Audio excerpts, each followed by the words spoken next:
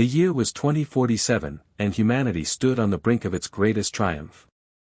Dr. Elias Voss, a reclusive genius at the helm of VossGenix, unveiled Project Elysium, a serum promising eternal life. Decades of war, disease, and climate collapse had left the world desperate for hope, and Voss delivered it in a sleek, silver syringe. No more death, he declared in a globally streamed address, his sharp blue eyes glinting with fervor. We will rewrite the human condition.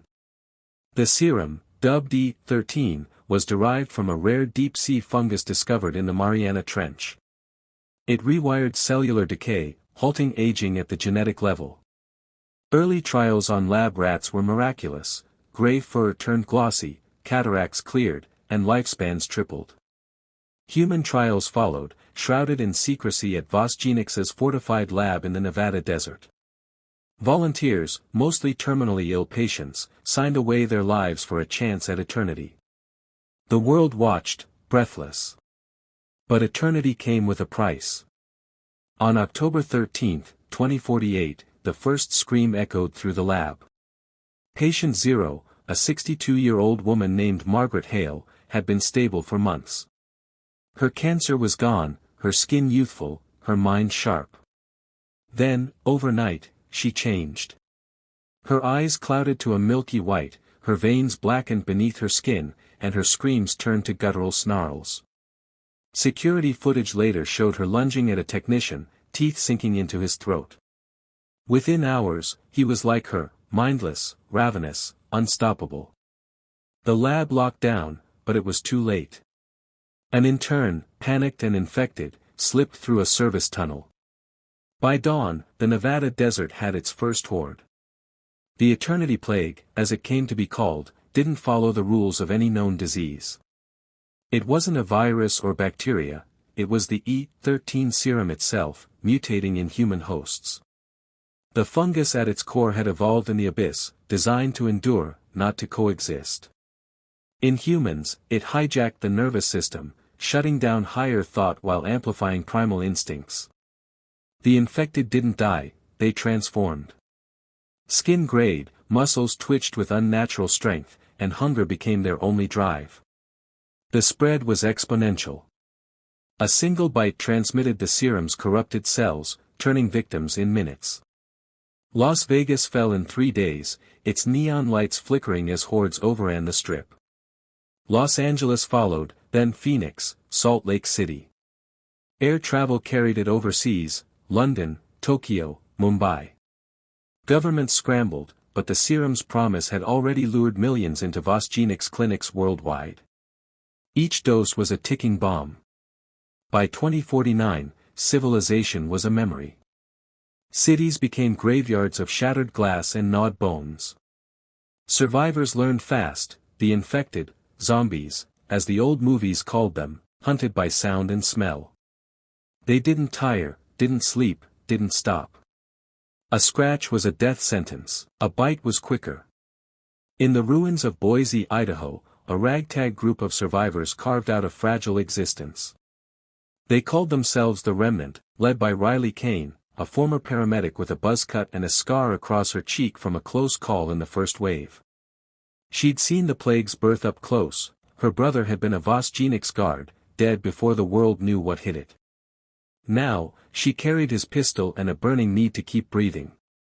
The Remnant numbered 12, Riley, Javier, a wiry mechanic who rigged traps, May, a botanist scavenging for edible plants, and 9 others, each with skills honed by desperation. They hid in a fortified library, its thick walls and narrow windows a rare sanctuary. Solar panels powered dim lights, and a rainwater system kept them alive. Outside, the streets teemed with the infected, their moans a constant drone. Riley's rules were simple: stay quiet, stay hidden, fight only when cornered. They'd lasted 6 months that way, scavenging at night, mapping safe routes. But safety was an illusion. The horde was growing smarter, or hungrier.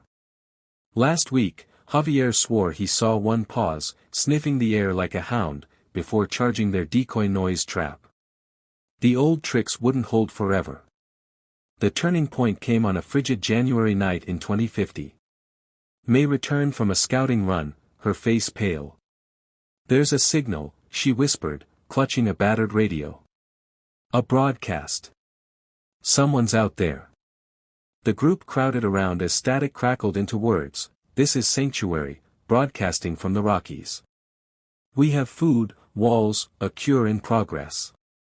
Coordinates 40.7608 degrees north, 111.8910 degrees west. If you're alive, come to us. We're humanity's last hope." Riley's gut twisted. A cure. It sounded like Voss's lies all over again. But the group buzzed with hope, except Javier, who muttered, "Trap." Still, they voted, 10-2 to go. Staying meant slow death, moving meant a chance. The journey was 300 miles through zombie-infested wilderness. They packed what they could, guns, knives, Molotovs, a few cans of beans, and set out at dusk, moving under cover of darkness. The first night tested them. A pack of infected ambushed them near Twin Falls, drawn by a snapped twig. Riley's pistol barked, dropping two, while Javier's homemade spear took another. They lost Marcus, a quiet carpenter, to a claw through his chest. 11 left. The road to Sanctuary was a gauntlet of horrors. In Pocatello, they hid in a rusted school bus as a horde of hundreds shuffled past, their decayed feet dragging on asphalt. Near Ogden, a child zombie, its pigtails still intact, nearly lured May into the open with a pitiful wail. Riley shot it, her hands shaking. "It's not a kid anymore," she told herself, but sleep eluded her that night. The infected adapted.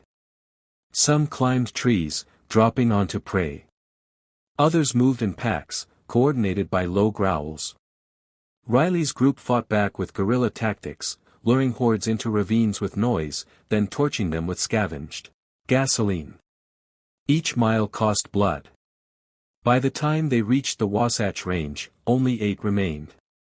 The mountains offered no reprieve. Snow slowed them, and the thin air burned their lungs. On the third day, a blizzard trapped them in a cave. That's when Javier found it, a VossGenix crate, half buried in ice. Inside were vials of E13, pristine and glowing faintly blue. A faded logbook detailed a failed evacuation, scientists fleeing the lab, hoping to restart elsewhere. They knew, Javier spat. They knew it'd go wrong and still pushed it. Riley stared at the vials. Destroy them? Use them as a weapon? Before she could decide, the cave shook. A guttural roar echoed outside.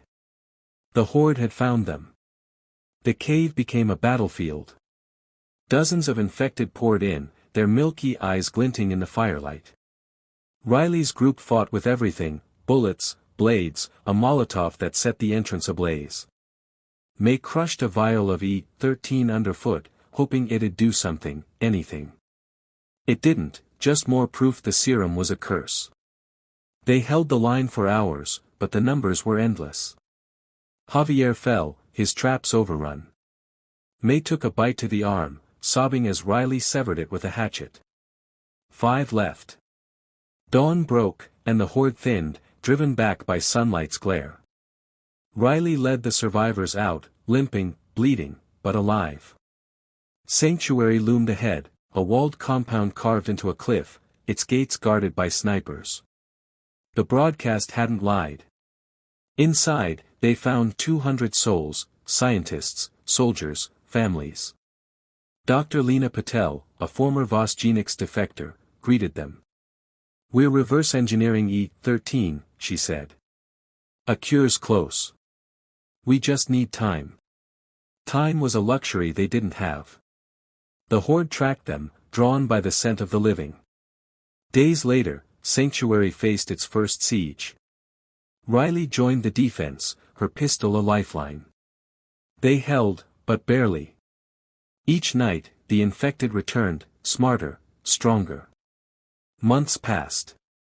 Patel's team cracked the cure, a counter-serum that killed the fungus without killing the host.